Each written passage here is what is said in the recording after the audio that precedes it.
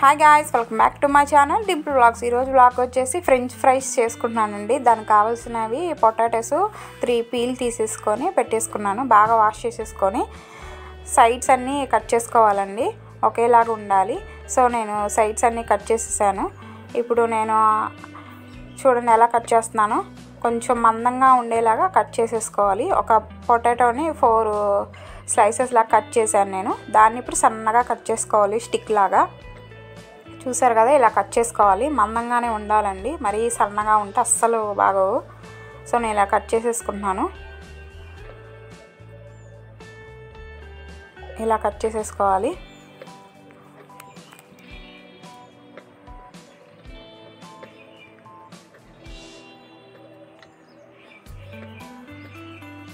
నేను 3 తీసుకున్నానండి. నేను 3 తీసుకున్నాను, మా ఫ్యామిలీకి సరిపోయాయి.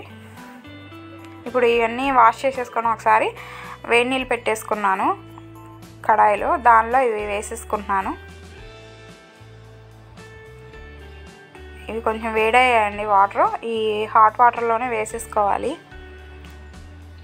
వేసేసుకొని ఒక 3 మినిట్స్ అయినా బాగా ఉడకాలన్నమాట.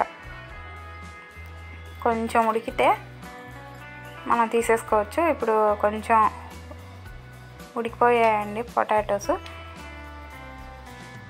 వీటిని ఇప్పుడు మనం తీసేసుకొని ఒక క్లాత్లో వేసేసుకోవాలి.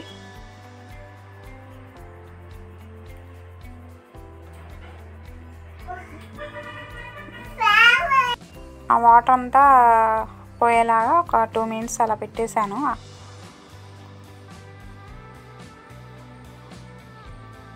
అన్నీ సపరేట్గా వేసేసుకోవాలి, ఒకదాని మీద ఒకటి కాకుండా.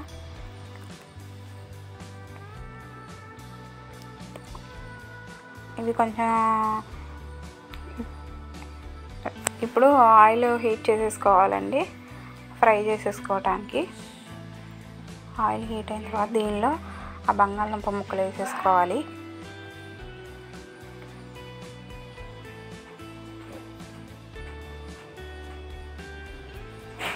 ఫ్రై చేసేసుకోవాలి. కొంచెం కలర్ చేంజ్ అయ్యే వరకు ఫ్రై చేసేసుకోవాలి. ఇప్పుడు వీటిని ఒక గిన్నెలో వేసేసుకోవటమే. కొంచెం ఫ్రై అయ్యాయి కదా, సో ఇవి నేను తీసుకొని ఒక గిన్నెలో వేసేసుకుంటున్నాను.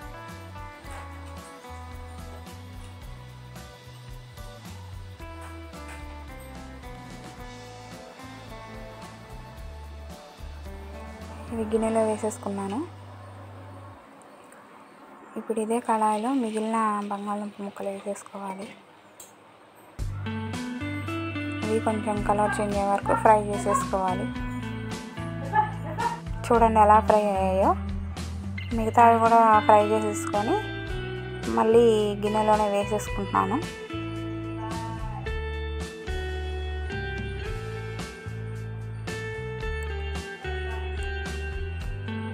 ఇప్పుడు మళ్ళీ ఇవన్నీ కలిపి ఇంకోసారి ఫ్రై చేసుకోవాలి. 2 టైమ్స్ ఫ్రై చేసుకోవాలి. ఇవన్నీ ఒకే దానిలో వేసేసుకొని ఫ్రై చేసేసుకుంటున్నాను. చూసారు కదా కలర్ చేంజ్ అయిపోయి ఎలా ఉన్నాయో. రెడీ అయిపోయాయండి. చాలా అంటే చాలా టేస్టీగా ఉంటే ఫ్రెంచ్ ఫ్రైస్ రెడీ. బయట ఎలా ఉంటుందో అలానే ఉంటుందండి, సేమ్ టు సేమ్. మా పిల్లలకి బాగా నచ్చాయి. నాకు చాలా ఇష్టం అండి ఫ్రెంచ్ ఫ్రైస్. బయటికి వెళ్తే 300 పెట్టందే రావట్లేదు. అదే మనం ఇంట్లో ఈజీగా చేసేసుకోవచ్చు. సాస్తో తింటే చాలా బాగుంటుందండి. Thank you for watching. Like, share and subscribe. Bye bye.